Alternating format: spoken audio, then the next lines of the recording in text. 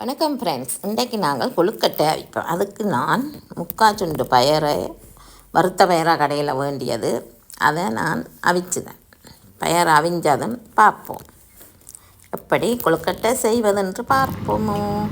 பயறு நல்லா அவிஞ்சு போச்சு. இனி பயரை வடிச்சுட்டு எப்படி பார்ப்போம். இப்போ பயரை அவிஞ்சு போச்சு, நீ இப்படி வடித்து வைக்கும். அதுக்கு இப்போ உங்களோட இனிப்புக்கு தேவையான அளவு சர்க்கரை எடுத்து கொஞ்சம் தண்ணி விட்டு காய்ச்ச வேணும். ஏனென்றால் கிள்ளி கிடக்க மாட்டதுனால கொஞ்சம் காய்ச்சி பானியாக எடுப்பான். இப்போ இந்த சர்க்கரை பானியை வடிக்க வேணும். ஏனென்றால் கல் இருக்கும் அப்படி வடிக்க வேணும். இதுக்கு ஏலக்காய் ஒரு 5, நச்சீரகம் கொஞ்சம், மிளகும் கொஞ்சம், இது எல்லாத்தையும் போட்டு வறுத்துட்டு காட்டுறேன். இப்போ நல்ல வாசம் பெற மாதிரி அப்படி வறுத்தெடுக்கும். வாசம் பெற வறுத்தது தெரியும். அப்போ எடுக்கணும். தார விட்டுட்டு ஒரு எல்லாம் கிரைண்டரில் அடிக்கணும். இப்போ இந்த சர்க்கரை காய்ச்சின பானிக்குள்ள பயரை கொட்டும். அதுக்கு பிறகு தேங்காய் பூ ஒரு கைப்பிடி 2 கைப்பிடியெல்லாம் போடுவோம். நான் முக்கால் பயர் போட்டதால். இப்போ ஏலக்காய் போட நான் உடலுக்காக குத்தினேன். அதால் அரிக்க போகிறேன். இதுக்கு வச்சு அரிச்சு இப்போ இப்படி குழைப்பேன். ஏலக்காய் பவுடர் எல்லாம் போட்டாச்சு. வச்சுட்டு இனிப்பு பார்க்கும். தண்ணியாக இருந்தால் அடுப்பில் வச்சா அதுலாம். ஆனால் இது தேவையில்லை. இனிப்பு பார்ப்போம். இனிப்பு கணக்கும். இப்போ கொழுக்கட்டைக்கு உள்ளுடன் தயார். இனி நாங்கள் குழைப்போம். அதை எப்படி என்று 1/4 சுண்டு வெள்ளை மா போடுவோம். 1/2 சுண்டு அரிசி மாவும் போடணும். அளவுக்கு உப்பையும் போடவும். இப்போ இப்படி கிளறி போட்டு சுடு தண்ணி நல்லா கொதிக்க விட்டு குழைக்கவும். சுடு தண்ணி இப்படி கொதிக்கவும். இந்த கொதிக்க விட்ட குழைக்கவும். இப்போ நல்லா கொதித்த தண்ணியை விட்டு குழைப்பேன். கொஞ்சம் கொஞ்சமாக விட்டு குழைப்பேன். தண்ணி பத்தாட்டுக்கு இன்னும் கொஞ்சம் தண்ணி விட்டு குழைக்க. செனக்க விடாமல் கொஞ்சம் கொஞ்சமாக விடாவும்.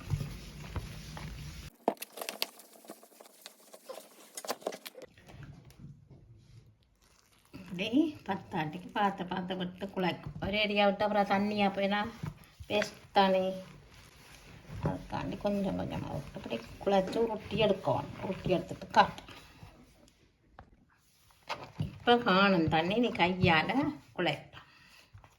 உருண்டு வந்தால் பதஞ்சரியாக இருக்கு. பதஞ்சரி பாத்தியலோமா உருண்டு வருகுது. அப்படி அடித்து குழைப்பேன்.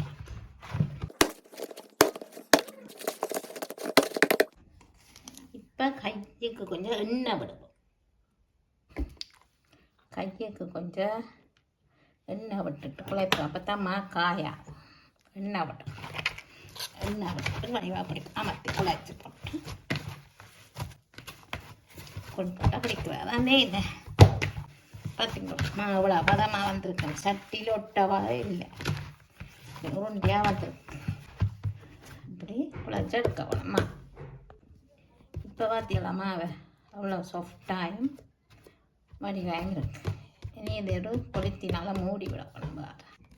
இப்படி ஒரு கொளுத்தினால மூடி வச்சு வெள்ளைக்கிள்ளி இப்படி எடுத்து தாலி எடுத்து கொழுக்கட்டையாக வைக்கிறாதான் வேலை. 3 ஆட்டிக்கு காஞ்சி போடும். இது உள்ளுடன் கொழுக்கட்டை பிடிக்க தொடங்குவோம். கொழுக்கட்டையை எப்படி பிடிக்கலான்னு பார்ப்போம்.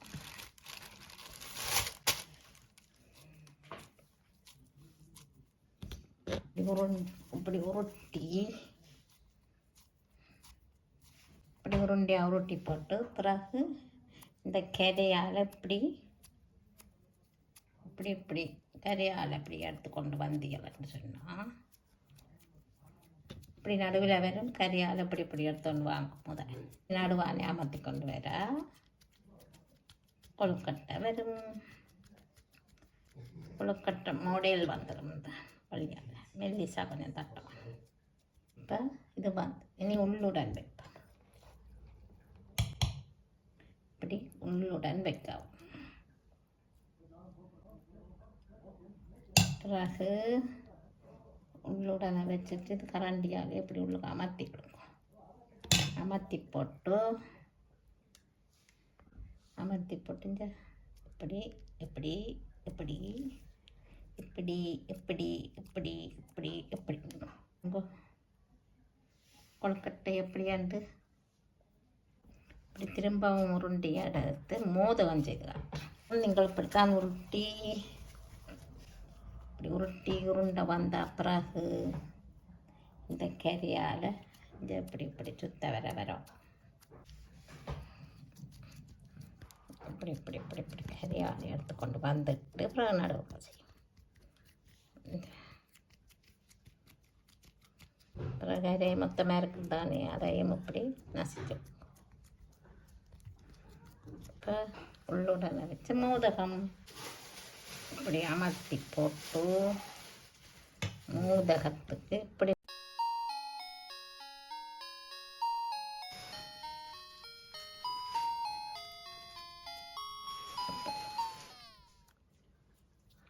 மோதகத்தை இது மோதகம். இன்னொரு கொழுக்கட்டை அப்படி தட்டி எடுத்துட்டு இப்படி அமர்த்தி எடுத்தால் கொழுக்கட்டை.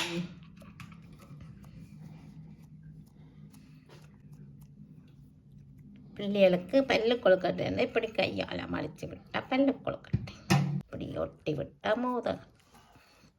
இந்த வீட்டில் ஒரு ஆளுக்கு கொழுக்கட்டை விருப்பம், ஒரு ஆளுக்கு மோதகம் விருப்பம். அதனால் மோதகமும் கொழுக்கட்டையும் செய்துட்டு பார்ப்பேன். நல்ல ஒரு வெள்ளை துணி கீழே போட்டுட்டு பிறகு கொழுக்கட்டையை வச்சுட்டு மேலே இப்படி மூடி போட்டு அவிய விட வேணும். ஒரு 15-20 நிமிஷம் அவிய விடாங்க. இப்போ அவிஞ்சிட்டு நல்லா அவிஞ்சிட்டு இப்போ கொஞ்சம் தண்ணியை மேலால் ஊற்றி போட்டு தெளிக்கணும். இல்லை இப்படி ஊற்றி போட்டு எடுக்கிறார். தண்ணியை தெளிக்கிறது என்றால் ஒட்டாமல் வரும் என்பதற்காக. இப்போ பாருங்கோ எவ்வளோ அழகான கொழுக்கட்டையெல்லாம் அவிச்சு முடிச்சாச்சன்ட்டு.